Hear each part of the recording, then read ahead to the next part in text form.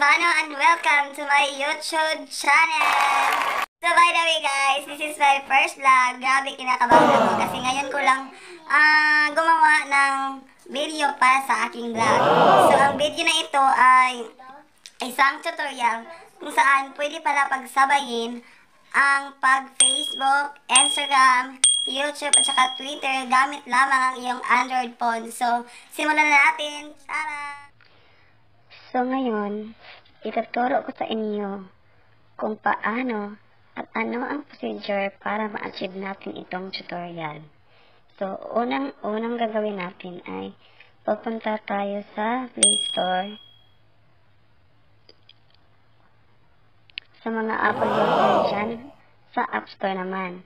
Dahil na ako ay Android user, so pupunta tayo sa nandito ako sa Play Store ngayon. So, tapos natin maklik yung Play Store.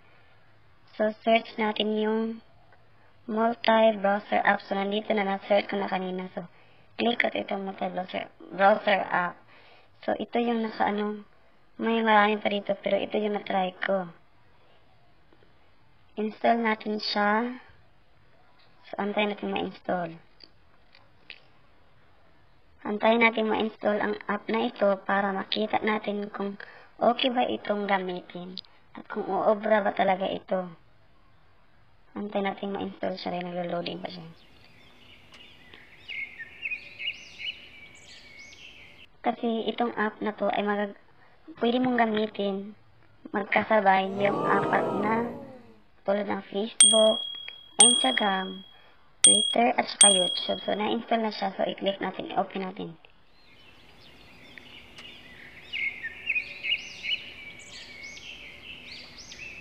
Open natin. Ayan. So, dalawa ang una. So, single muna tayo.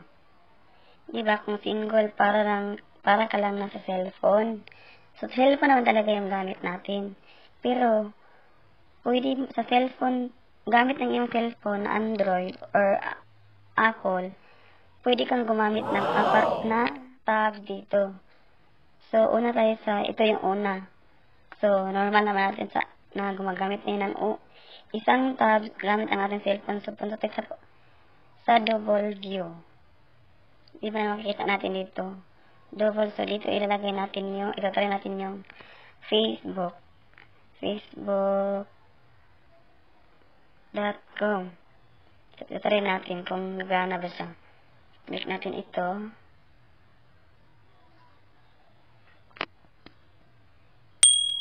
O, diba? Mag-login ka lang. So, hindi mo na ako mag-login kasi makita yung password ko.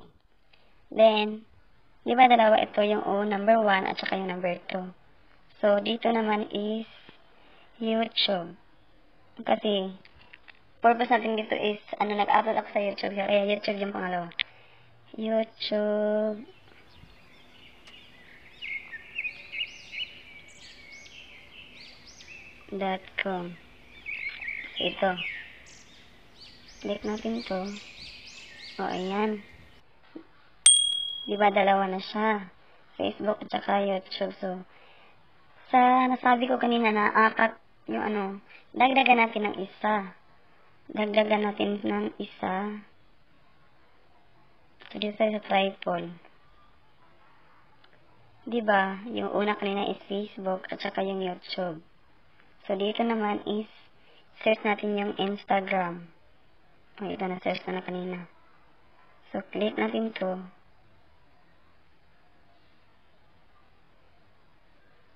Naglo-loading siya. Sandali lang ha. O, ayan. Pwede kang mag-login dito. O, connect to Facebook. So, hindi ko na lang kasi hindi na ako magla-login. Pero na-try ko na kanina. Dito naman tayo sa pang-apat. Magagamit natin itong isang application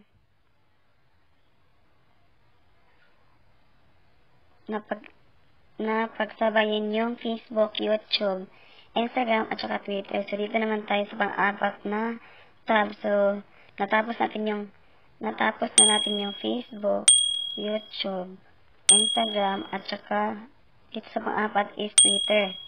So, itry natin yung twitter.com. Hindi na lang ako maglalagin ha. Ayan. Diba makikita natin na gumagana yung tutorial natin. So, gamit sa isang app, pwede kang mag-multitask. So, habang nanonood ka ng video, pwede ka mag-Facebook dito, o mag-Instagram, or mag-tweet. So, dito itatry natin na mag-play ng isang video. So, isa-search natin yung channel ko. Jo Silvano. Diba nandito na? So, itatry natin mag-play ng video.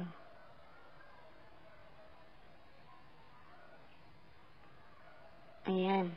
So, punta tayo sa video. Nandito yung mga video ko. Lahat. Itatry natin ha. Ayan. So, diba? Pwede ka mag-Facebook at saka habang nanonood ka ng video dyan. Pwede ka rin mag-Instagram at mag-Twitter. Diba? Makikita natin na gumagana yung tutorial natin. Dito naman, palagi, ano natin ito screen slip off kasi mamamatay siya, babalik ka naman sa dati. So, palagi talaga itong yung activate yung slip off para hindi siya mamamatay.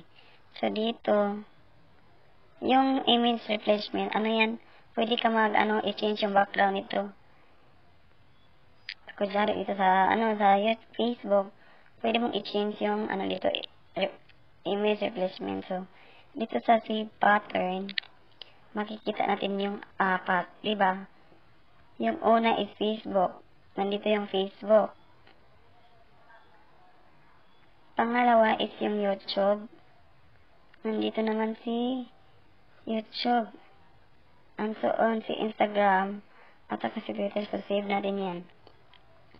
So, kung mo yan, i-back to home, tapos alisin natin. Ganyan. So, pindutin mo ulit yung multi-view browser. Yung apat na open mo kanina is andyan, nakasave yun dito. So, nasave mo yung pattern. Palagian mo lang na naka-screen slip off. Para hindi maano. So, dito naman, may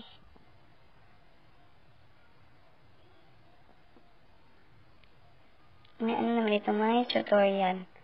Ito, makikita natin na itatas natin ito. May mga dyan, may mga function yung nakalagay.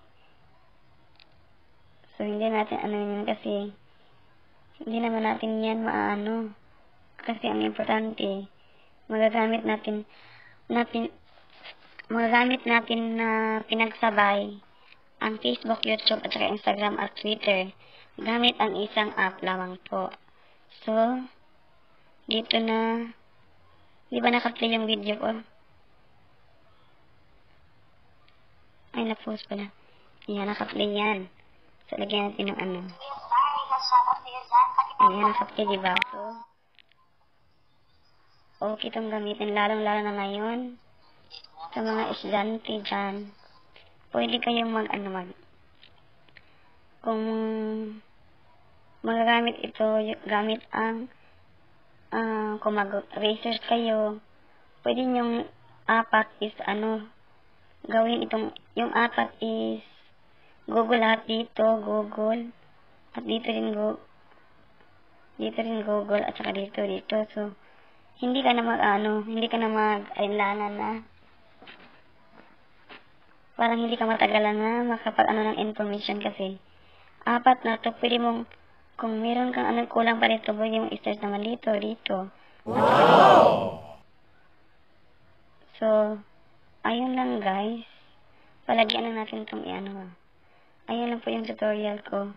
Sana ay makatulong po ito sa inyo. Lalong-lalo na sa mga walang laptop dyan or PC. Ito na po ang sagot kasi sa PC, pwede kang gumamit ng maraming tab doon. Ito sa cellphone is, kadalasan sa cellphone is isa lang talaga yung magagamit natin. So, ngayon, ito na po yung sagot na pwede mo pagsabayin na ang panonood ng pelikula o video. At kung gusto mo mag-Facebook, mag-Instagram, Twitter habang nanonood ka ng video, so dito, pwede mo itong gamitin sa pag-aaral na. Kung mag-research ka na yung assignment dito. So, kulang pa yung information, pwede kang pumunta dito at i-ano mo silang lahat kung saan talaga yung pinaka-main. So, maraming salamat sa iyo. Lahat dyan, sana po ay nakatulong po itong video na to sa inyo.